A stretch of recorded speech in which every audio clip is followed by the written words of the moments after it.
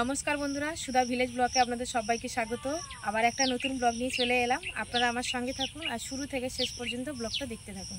আশা করি আজকের ব্লগটা ভালো লাগবে। আমি আজকের একটা পুরনো দিনের রেসিপি নিয়ে এসেছি, মা ঠাকুমার হাতে রেসিপিটা। তো আজকের তালের পোড়া পিঠে বানিয়ে দেখাবো। তার জন্য আমি একটা কিন্তু তাল নিয়েছি, আর তালটা পড়ে গিয়ে একদম ফেটে গেছে। এই দেখুন, পুরো একদম পাকা আর একদম কালো। এই যে পুরো গায়ে কোনো সাদা অংশ নেই, পুরো একদম কালো। আর তালটা কিন্তু প্রচুর মিষ্টি। তো এখন চলুন তাহলে কী কী নিচ্ছি দেখে নিই। তো আমার পোড়া পিঠে বানানোর জন্য লাগবে কলা পাতা, আর এদিকে লাগবে এটা হলুদ পাতা। তো হলুদ পাতাটাই কিন্তু মেন, হলুদ পাতাটা দিয়েই করবো। আর কলা পাতাটা অতটা আমার বেশি লাগবে না, নিশ্চয়ই আপনারা দেখতেই পাবেন আমি কিভাবে বানাবো। আমি এখানে চাল নিয়েছি প্রথমে। আপনারা চাইলে চালের যে ভিতরে যে খুদগুলো হয়, খুদও নিতে পারেন। খুদ দিয়ে করলে কিন্তু ভীষণ আরও টেস্টি হয়। তো আমার খুদ হাঁস মুরগি আছে, খেয়ে নিয়েছে, ওই জন্য চাল দিয়ে করছি। এটা কিন্তু আমাদের ভাত খাওয়ার যে চাল। তো আমি এখানে 500 নিয়েছি, আর 1 ঘন্টা ভিজিয়ে রেখেছিলাম। এটা এবার আমি জল ঝরিয়ে নেব ভালো করে, নিয়ে তারপরে মিক্সারে পেস্ট করে নেব। আর বেশি গুঁড়ো করব না, একদম দানা দানা থাকবে সেইভাবে আমি গুঁড়ো করে নেব। তো আমি তালটা ভালো করে ধুয়ে নিয়েছি, এবারে তালের পাল্পটা বের করে নেব। তালটা কিন্তু এইভাবে আমি পাল্পটা বের করে নিচ্ছি। একটা ফুটো গামলা নিয়েছি, নিয়ে এইভাবে ঘষে ঘষে বের করে নিচ্ছি পাল্পটা। তালের পাল্পটা আমি বের করে নিয়েছি আর ছেঁকেও নিয়েছি। চালটা আমি ভালো করে কিন্তু জল ঝরিয়ে নিয়েছি, আর এবারে আমি শিলে পেস্ট করে নেব। আর আপনারা চাইলে মিক্সার গ্রাইন্ডারেও পেস্ট করে নিতে পারেন। তো এই যে চালটা আমি কিন্তু গুঁড়ো করে নিয়েছি, আর এইভাবেই কিন্তু গুঁড়ো করে নিতে হবে, খুব মিহি করলে হবে না। আর এদিকে নিয়েছি চিনি, অল্পই চিনি দিতে হবে, এতে বেশি মিষ্টি ভালো লাগবে না। আর এখানে নারকেল একটা কুড়িয়ে নিয়েছি, আর এখানে নিয়েছি আমুল দুধ, একটা ছোট্ট 10 টাকা দামের প্যাকেট, আমি একটু গুলিয়ে নিয়েছি। আর এখানে নিয়েছি সুজির একটা প্যাকেট, এই যে 10 টাকা দামের প্যাকেট। এবার আমি ভালো করে এইগুলো সব মিক্সড করে নেব একসঙ্গে। তো প্রথমে আমি চালের গুঁড়োটা দিয়ে দেবো, সুজি দিয়ে দেবো, এটা এখন ভালো করে মিশিয়ে নেবো, আর একটু লবণ দেবো। আমি ভালো করে মিশিয়ে নিয়েছি, এবার দুধটা দিয়ে দেবো, নারকেল কোড়া দিয়ে দেবো, আর চিনিটা আমি দিয়ে দিয়েছিলাম, সুজিটা পুরোটা দিয়ে দেবো, আর একটু চালের গুঁড়ো দেবো, দিয়ে ভালো করে সব একসঙ্গে মিশিয়ে নেব। আমি ভালো করে মিশিয়ে নিয়েছি, আর 5 মিনিট মতো ঢাকা দিয়ে রাখবো। এই যে কড়াটাই আমি কিন্তু একটু গরম করে নিয়েছি, আর পাতাগুলো একটু আগুনে সেঁকে নিয়েছি। কলা পাতাটা দিয়ে দিয়েছি, আর নিচে কিন্তু আমি একটু জল দিয়েছি অল্প, যাতে না তলায় লেগে যায়। আর এখানে এর উপরে দিয়ে দেবো হলুদ পাতাগুলো। তো আমি এই যে হলুদ পাতাগুলো দিয়ে দিয়েছি। এবারে আমি মাখানো তালের পাল্প, এই যে মিশ্রণটা দিয়ে দিচ্ছি।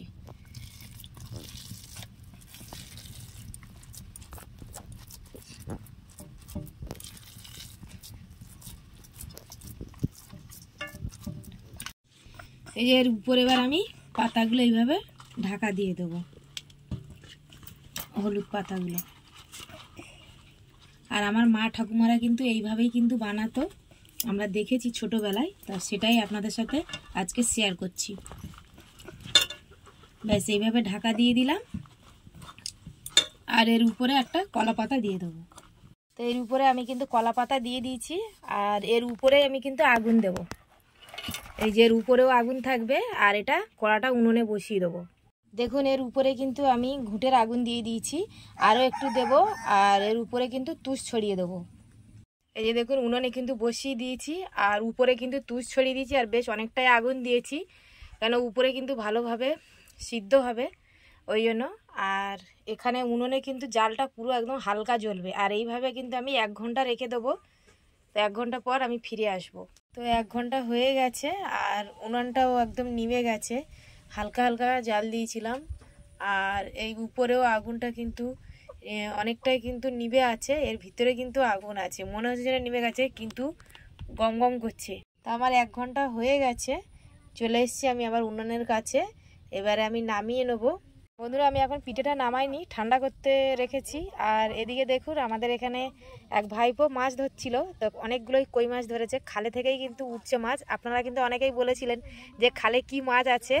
এই যে দেখুন কই মাছ, কতগুলো কই মাছ ধরেছে দেখুন। আর ও কিন্তু এখনও ধরছে মাছ। এই যে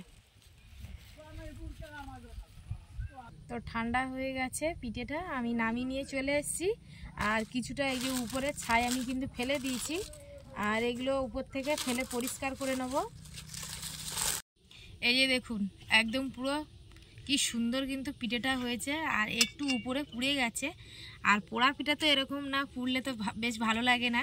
তা দেখুন একদম কিন্তু পারফেক্ট। আর আমি একটা কাঠি নিয়ে দেখে নিয়েছি, একদম কিন্তু ঠিক আছে ভিতরে। তো এখন আমি একটা জায়গার মধ্যে নামিয়ে নেব। এই যে কলা পাতা নিয়েছি, কলা পাতার মধ্যে আমি বের করে নেব। এই দেখুন নিচেরটা দেখুন। আর হলুদ পাতাতে করলে একটা সুন্দর গন্ধ। এই যে দেখুন কি সুন্দর পিছনটা হয়েছে দেখুন। তো আমি এখন এই যে ধারে এগুলো কিন্তু একটু পরিষ্কার করে নেব, ছাই আছে লেগে। আমি এই যে কলা পাতার মধ্যে ঢেলে নিয়েছি। এবারে আমি একটু কেটে নেব পিস পিস করে। তো আমি এইভাবে কিন্তু পিস পিস করে কেটে নেব। আমার হাতের কাছে ছুরি ছিল না। আর আপনারা তো জানেন বাচ্চা কাচ্চার ঘর, এখন আমার ছোটোটা কোথায় এখন ছুরিটা এখন ঢুকিয়ে দিয়েছে, এখন খুঁজেই পাচ্ছি না। ওই জন্য একটা চামচ নিয়ে নিলাম, চামচ দিয়ে কাটছি। তো এইভাবে আমি পিস পিস করে কেটে নেব। ছুরি হলে খুব সুন্দর হতো, ছুরি তো নেই হাতের কাছে বলে ওই জন্য চামচ দিয়ে করছে, যে ভেঙে যাচ্ছে। আর এটা আরও ঠান্ডা হলে ভালো হতো, কিন্তু এখনও বেশ গরম আছে। আর আমার মা ঠাকুমারা কিন্তু একদম পুরো একদিন মানে সারা রাত রেখে দেবে, দিয়ে তারপরে সকালবেলা কিন্তু নামাই। সেই সময় কিন্তু খুব ভালো হয়, মানে পুরো পিঠেটা ঠান্ডা হয়ে যায়। পিঠেটা কিন্তু বেশ গরম আছে, আর একদম ঠান্ডা হলে কিন্তু দারুণ লাগে খেতে। আর এই পিঠেটা যত বাসি হবে তত কিন্তু খেতে ভীষণ মজা লাগবে। তো এখন আমি একটু টেস্ট করে দেখব কেমন লাগে। এই যে দেখছেন তো, ও টেস্ট করতে চলে এসছে। দেবো দেবো, তোকে আগেই দেবো। এনে খা, খা, ওখানে দিয়েছি খা। ও খাবেই না, এসে শুধু দুষ্টুমি করবে।